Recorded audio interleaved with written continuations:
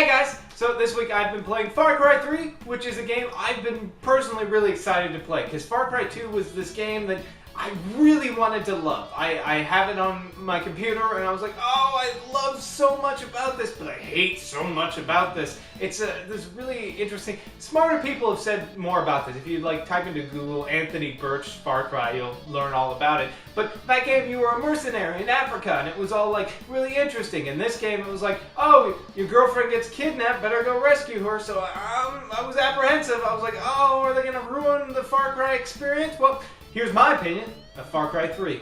So you're out with your friends vacationing in tropical locations, getting drunk and hanging out on the beach and skydiving and having all kinds of crazy fun. But then things turn real sour when you and your buddies are kidnapped by some pirates who want to ransom you off and then sell you anyways into sexual slavery. And boy, I tell you, that pirate leader Voss is a real stick in the mud and also completely psychotic. Thankfully, you managed to escape from the pirates and experience your first kill. And now it's up to you to free your friends in a wacky adventure where you join a tribe of natives and murder lots of people across the island, skin animals, and do the most despicable things possible. And that's basically the story to Far Cry 3. Set on a tropical island that I don't remember the name of or if they ever actually said it in the game, you were left in this giant open world where you can do all kinds of things like hunt animals and go on missions and do races, enjoy quite a lot of hallucinogenics. Far Cry 3 is an interesting game because on the surface it looks like, it's a game with guns in the jungle and you shoot people,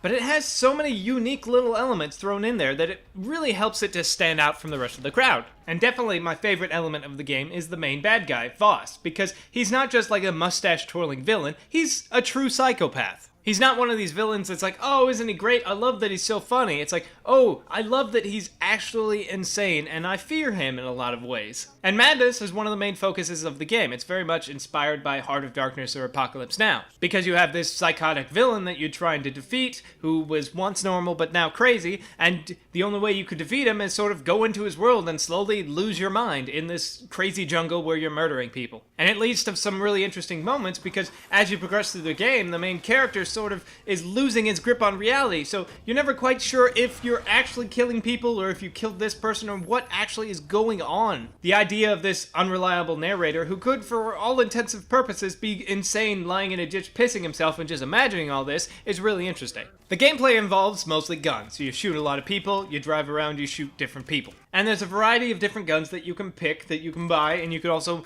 shift them around. You can make them silence or add a cool scope or make them all tiger stripe if you want. But besides the shooting, there's also melee kills, which in a normal first-person shooter, that's click this button to just stab a dude. But in this game, as you level up, you can actually invest skill points into your melee kills so you can do more interesting things. Like you can chain melee kills, or you can stab one guy, then pull out a knife and throw it at another guy, or you can stab a guy, pull the pin on his grenade, and then kick him into a group of buddies so he explodes and kills all of his buddies. The game's skill tree is very good at sort of designing it to pick what you want. If you want to be more of a sneaky stabby guy, you can do that, or just shoot people more, or hunt animals. And hunting animals is actually a big part of the game. Hunting and skinning animals isn't just, hey, I'm going to do this to earn some money. You actually need animal skins to improve yourself. There's a crafting system in the game, so if you want to hold more stuff in your backpack, then you need to craft a bigger backpack, so you need 2 tiger skins or something like that.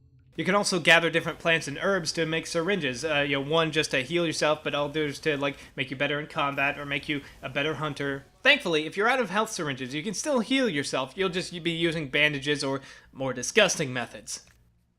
Oh, ew, friggin' gross. Oh, no. One of my bigger problems of Far Cry 2 has been fixed in Far Cry 3, and that's the patrols. In Far Cry 2, you'd be walking around, and everyone outside of the main town wanted to kill you. In this game, there's actually little outposts that you can actually capture, and if you capture these outposts, then the bad guys aren't around that area anymore. It also offers you a nice quick travel route so you don't have to drive across an island every time you have to do a quest on the other side. Besides the rather robust single player, there's also multiplayer where you can do your standard deathmatch, team deathmatch, shoot 'em up type things with, a leveling scheme. But the more interesting multiplayer is the co-op. You can't bring a friend in and run around the island together, but what they do have is a 4-player co-op campaign mode. Essentially, it's Left 4 Dead in Far Cry. You and 3 other buddies go on these very linear missions where you have certain objectives, like get to this point and kill this guy, or fix this truck, or set up a bomb here. You work together to complete the goals, but there's also always a little competitive moment in the game where it's like, hey, you're on the bridge. Who can snipe the most dudes? Who gets the most points?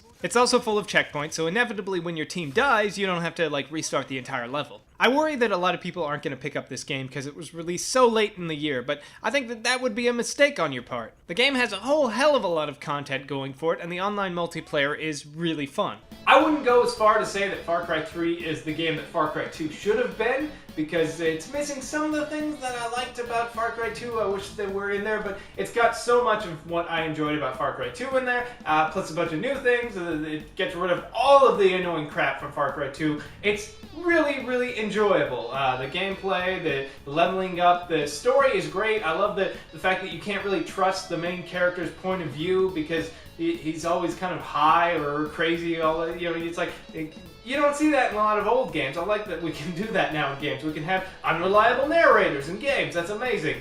So if you liked Far Cry 2 but hated it, or if you're just looking for a really interesting open world game, Skyrim with guns, maybe? Is that a good explanation? You skin tigers and stuff, and there's boobs in this, if you're into that too. And pick this game up. You know, all I really want for Christmas is for you to like and favorite this video. Also, go to my Steam wishlist. My username's Duncor, D-U-N-C-O-R, and buy me a bunch of stuff. You know, tis the season to buy me a bunch of video games. God, I'm such a fucking consumer whore.